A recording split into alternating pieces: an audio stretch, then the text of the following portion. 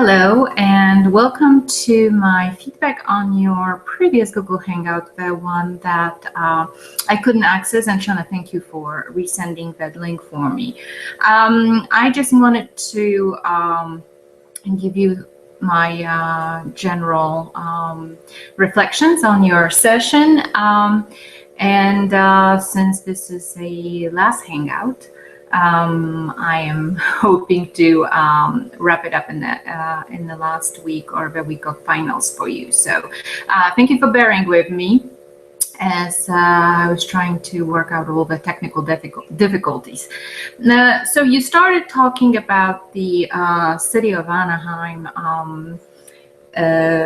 virtual operations center, and Karen had that question, and you touched on the fact that given the time that it was established, being early 2000, it was quite a progressive technology.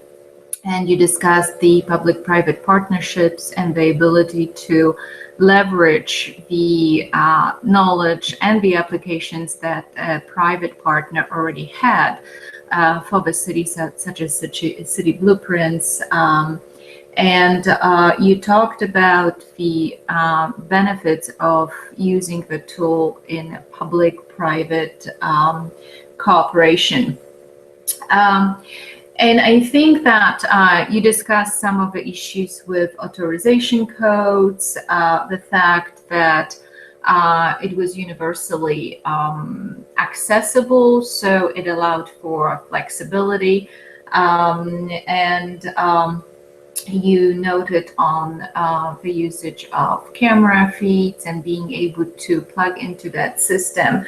And the general discussion was on the value of virtual emergency operation centers of a type with respect to the ease of communication and the fact that, the weather, that those incidents, whether they are, natural or man-made, they happen and at unpredictable times, and the key decision makers might not be there. So then there is an issue of access. If it's a sudden event, roads might be impassable, and certainly that would keep some of the decision makers away. So you noted that this type of platform allows for people that are geographically not close to the operation center to still have the input in the decision making. And you noted the other features of its system, like the ability to track the emergency vehicles and locations. And you commented on the different layers of a system with different layers of access for the command of people that need to know, and the fact that that also creates some kind of safeguards, so not everybody has access to it. And then I think your discussion was took an interesting turn, and I'm glad that you had that back and forth, because Shona discussed all the limitations of virtual emergency operation centers as opposed to physical locations that actually have people that make decisions sitting face to face and participating, physically being there. And there are several issues that I think, Shona, you discussed, one of them being the ability to use the hardware, the ability to use equipment that's already pre-positioned in the EOC versus, when you are traveling or where you're located somewhere else.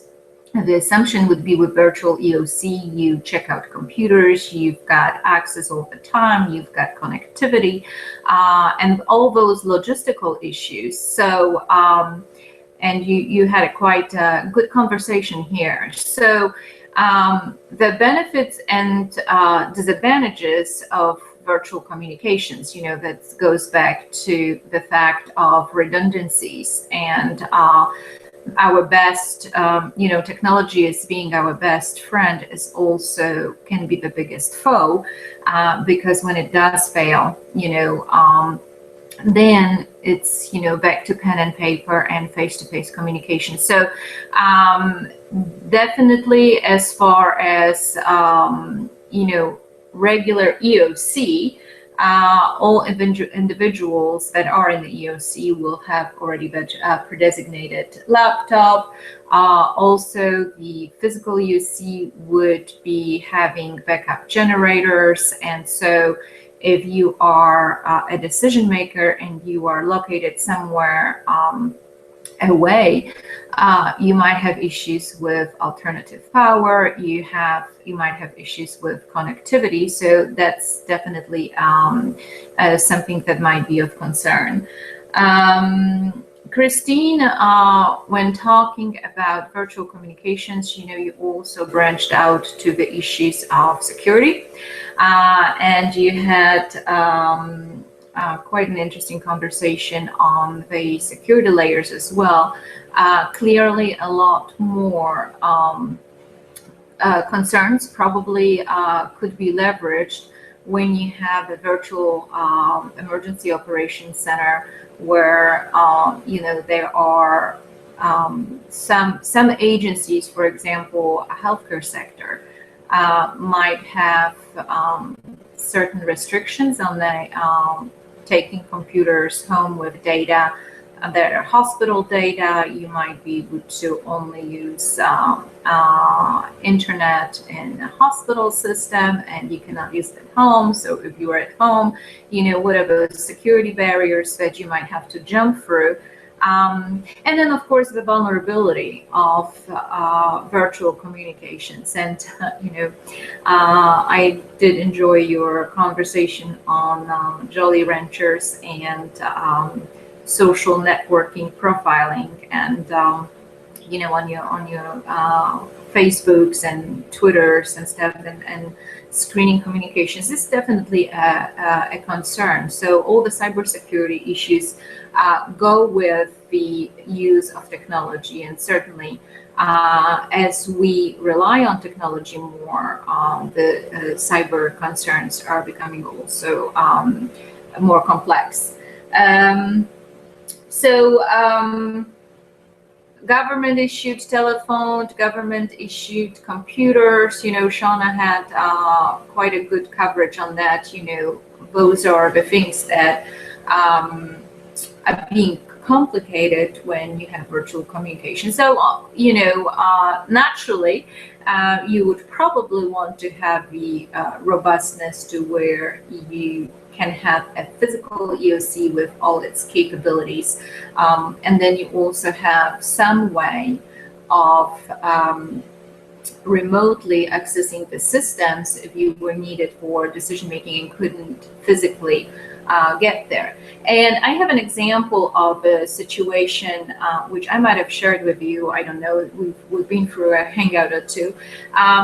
But when I was in the South Montgomery County Command Center, Emergency Operations Center for Ike, when Ike came through, we had within a couple days after the landfall, there was somebody from Catastrophic Medical Operations Center, CMOC, which is located in the Houston area, and this lady represented one of the hospital systems corridors, and she could not get down to Houston. So she came into our EOC, and she was able to use and work out of our physical facility. And obviously she was part of the decision-making team for CMOC. So she was just using our physical facility, but she was able to work through Web EOC. And Web EOC is a platform which is state of Texas uses it. Many other states use it as well. It's a platform that allows you to look at different situational boards for the region, for the state, for a particular location, and many of county regional and state operating center in Austin use WebEOC, and basically what it is a platform where different users have different levels of access, and you are given access to monitor and to also input information into certain situational platforms. So, for example, hospitals would update the availability of hospital beds. And so the Catastrophic Medical Operations Center would have been updating, which hospital corridor had what type of beds, which hospital was evacuating, whether they were getting ready to evacuate, whether there was a need to evacuate, if the hospitals were to lock down, which ones would be locking down, and so on and so forth. So obviously, only the people that were authorized to use the hospital situational updates would be having access to that particular situational board. And then there are some boards that are accessible to most agencies, and then there would be some that are restricted to certain agencies. So very, very similar to what you saw in Anaheim in a way. And so this lady working out of totally different location, she was able to, because WebEOC was available at our emergency operations center, we use it mostly to monitor the situation, monitor requests, requests for resources, movement of resources, establishment of staging areas in the region.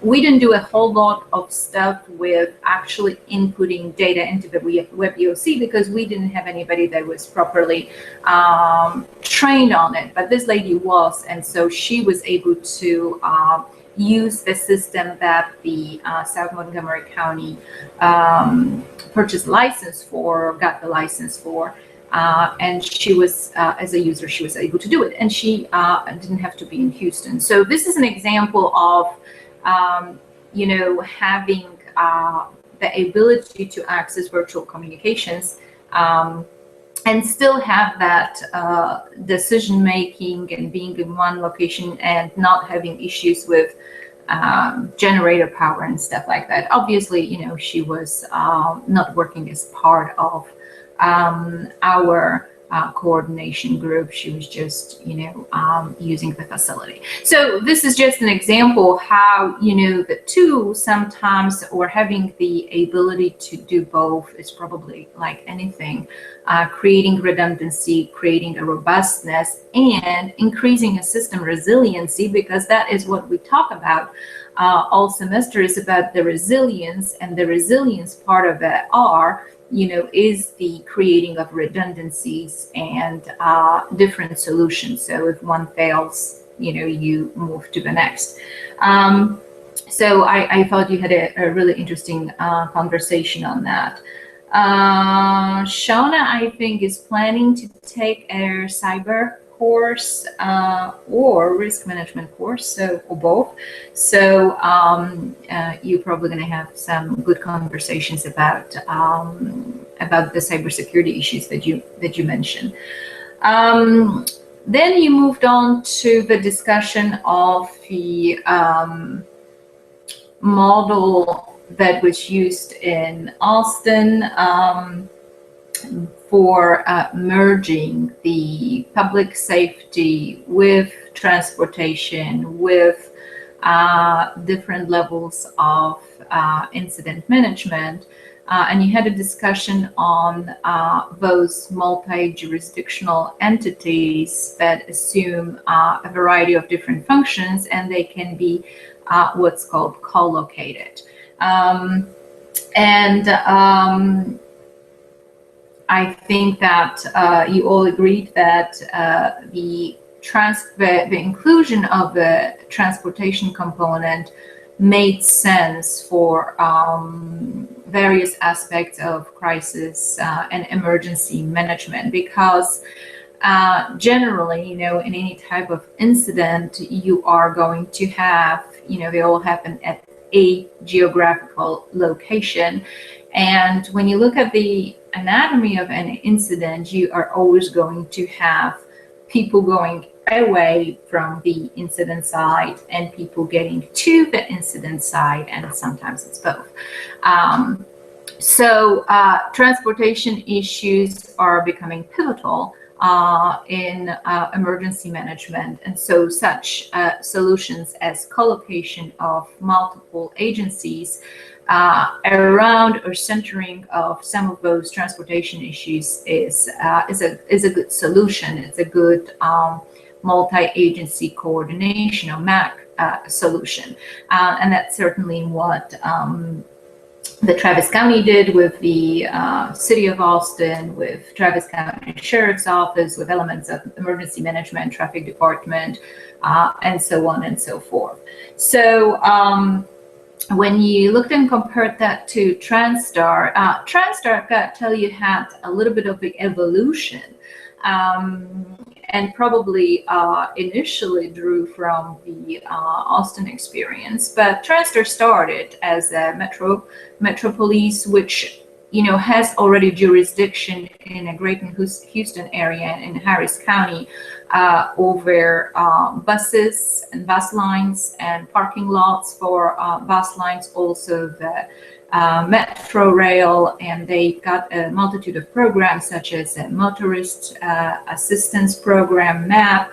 And so Metro has been very involved in being a primary agency within that area for transportation. And of course, Texas Department of Transportation and Harris County got together and created that agency that was initially around mostly traffic issues and mostly the utilization or combined utilization of multitude 300 some plus cameras on most critical roads around Houston. So and within Harris County. So that was the beginning of that collaboration, and then within the last decade, what's happened is that emergency management and homeland security functions started moving in very strongly to TransStar, and first starting with a very small emergency operations center. There was about, within the last 10 years, that they had key decision makers for Harris County emergency operations that started collocating at TransStar.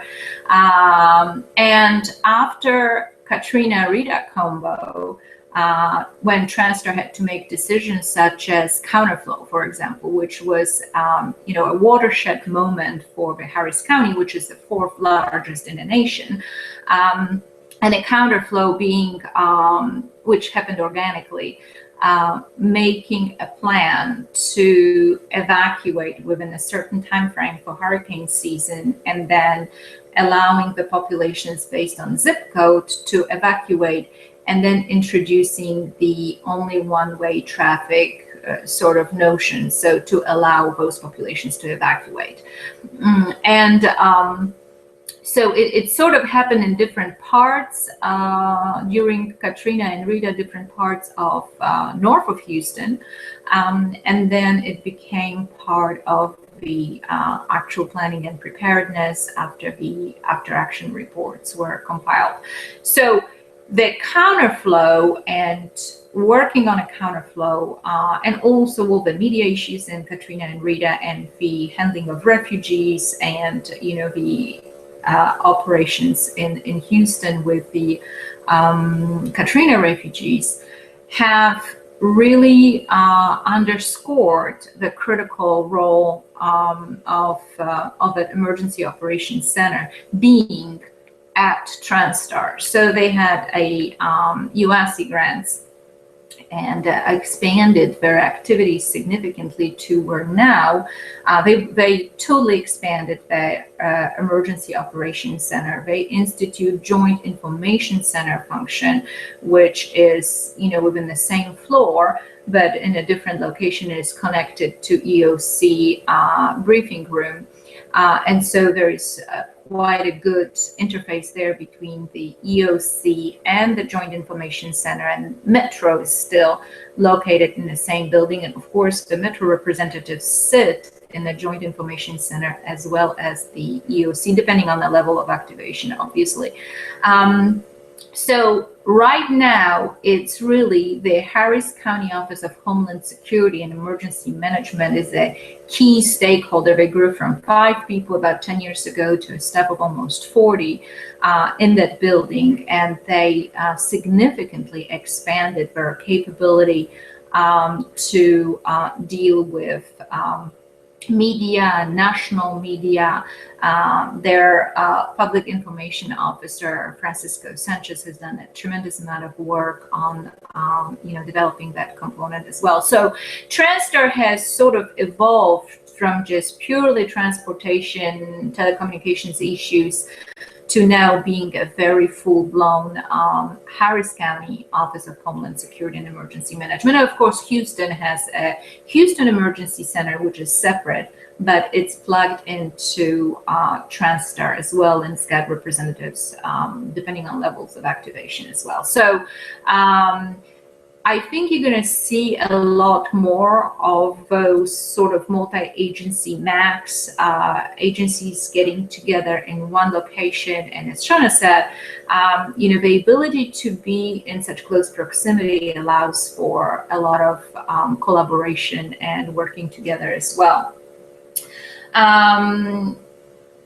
The cross-jurisdictional dynamics. Of course, I can give you an example of my recent experience at TranStar. I was there for the Super Bowl, and I was in the Joint Information Center. So as I was actually looking at and analyzing social media. So the analysis of social media really focused on transportation issues that had to deal with special event security. So any groups forming, any protest groups forming, any possible issues with parking that could impede the security of the event.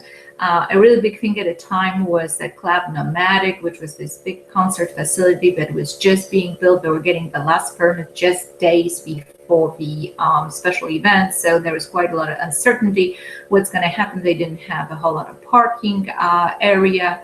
And so the ability to monitor that and then, of course, create a release for the incident commander for different operational periods on those issues was really important. And particularly because that was at the time of the travel ban debacle.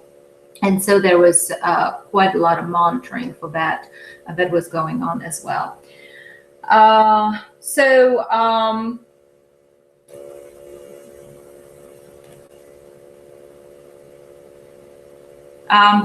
then I think the discussion moved on to Christina. And Christine was looking at different proprietary and off-the-shelf and open access solutions, technological solutions that are the future of emergency management, disaster management. And some of the things that you've mentioned was virtual Alabama. And I think that I have seen that platform several years ago at one of the emergency management conferences as well. WebEOC that I was talking about is also one of those solutions that are statewide adopted, across the United States. And so they are becoming, as more states adopt a particular technology, there's a lot more lessons learned. There's the opportunity for having more standardization in leveraging of technologies. You also talked about incident tracking, some Microsoft systems, and I'm going to use this opportunity to tell you, and Shona, you might be well aware of those programs. There are several systems such as Cameo and Aloha, which are available free of charge for download for public agencies that are dealing with emergency management. And Cameo and Aloha do projected simulations for all types of weapon of mass destruction issues. So Cameo is, I think they are both chemical and radiological. So you can actually do a lot of simulation if you have an event to figure out and make decisions about evacuations. And you watched the movie Dirty War. Remember, they had some standard operating procedures, and they're trying to figure out the location where their decontamination zones needed to be established. Well, Cameo and Aloha are free programs, and you can get trained by the federal government through FEMA. How to use those, how to download those. And so there are also tools for decision making. Anything that is geographical information system, which Virtual Alabama, I think it's grounded in GIS. It's really critical for tracking. Just to give you an example, GIS was used to track all different pieces of Shadow Columbia when it's scattered, across different state lines, and they use GIS for tracking of the debris. And so data casting is the other platform. And I don't know if, Christine, you mentioned data casting, but it's basically using the TV channels to broadcast incident-specific information. I know that Houston Police Department last year were in beta testing of data casting for emergency management for greater Houston area. And I think that they're going to be one of the first ones to actually widely use it. And also you mentioned that you can actually pinpoint to what areas you want to push information to, what zip codes. You talked about things like cloud computing and simulations and NASA Finder. This is something that where the victims could be located, the heartbeat detection technologies that NASA put forth. The Urban Search and Rescue, the USAR task forces, the one in College Station definitely use that technology for structural collapse. And so that's really amazing that you can go down to 10 meters and be able to use that in a response phase. Another thing that can be used in the response phase, or in recovery probably as well. You mentioned the heat detection technologies, and I think, Shauna, you talked about the drones that have sensors, heat sensors that can even differentiate. If you have cases like kidnappings or things like that, they can differentiate between the animal and the human. And this is a FLIR technology, has been around for a while in incident aviation. So the DPS helicopters and some of the other emergency helicopters have FLIR capabilities. And now we are, of course, moving into unmanned aircraft, and so safer. Safety to first responders, no unnecessary risk to life in certain situations. So quite a huge, of course, the entire drones for surveillance in the Super Bowl that I mentioned. I was part of monitoring and was part of a JIC team. The drones were used as well. So they were used for surveillance because it's a special event, but you're going to have that technology being prominent in Homeland Security and emergency management.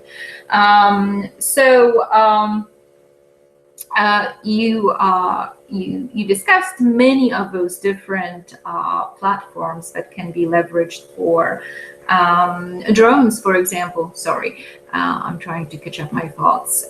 Drones were also used in the Nepal earthquake, where there is a situation where you have inaccessible areas, and with the logistics supply chain, which is a huge issue. when you talked about transportation, what happens when your transportation nodes are totally taken away? And I think the drones are the future of those type of operations as well. They can supply water, they can supply food, they can provide, populations that might be in a disaster cut off from general rescue efforts because of some structural issues. That could be a technology that can be leveraged to provide immediate relief or, the quick path to recovery. And so certainly technologies and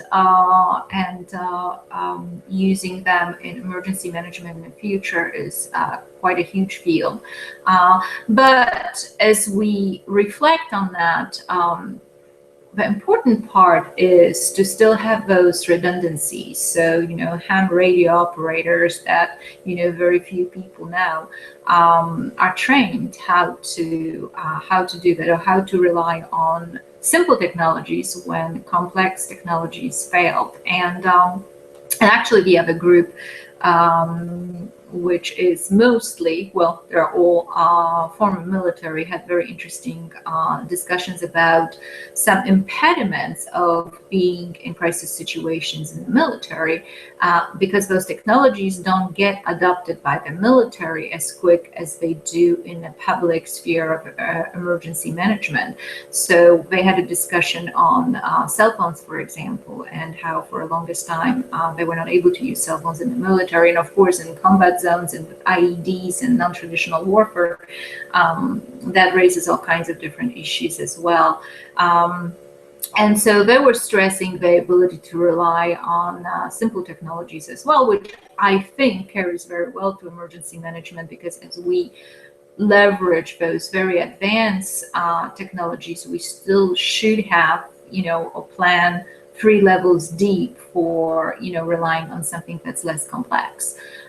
Because when we have systems that are very, very complex, then there are cascading failures.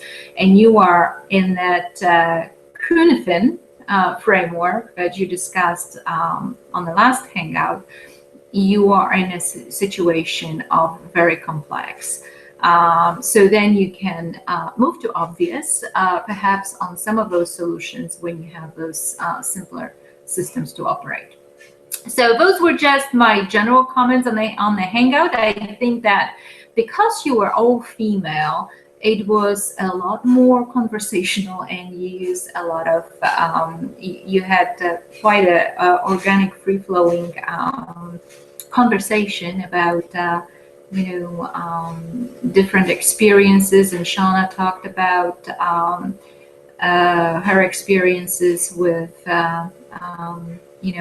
access and being on standby, and having access during the event. And so at any rate, I hope you enjoyed the collaboration within your group. I'm sorry that your group shrank as we went through, but of course we are keeping Glenn in our thoughts, and I wish you well. Some of you are I probably won't see again unless I see you at the graduation. So I wanted to thank you for hard work.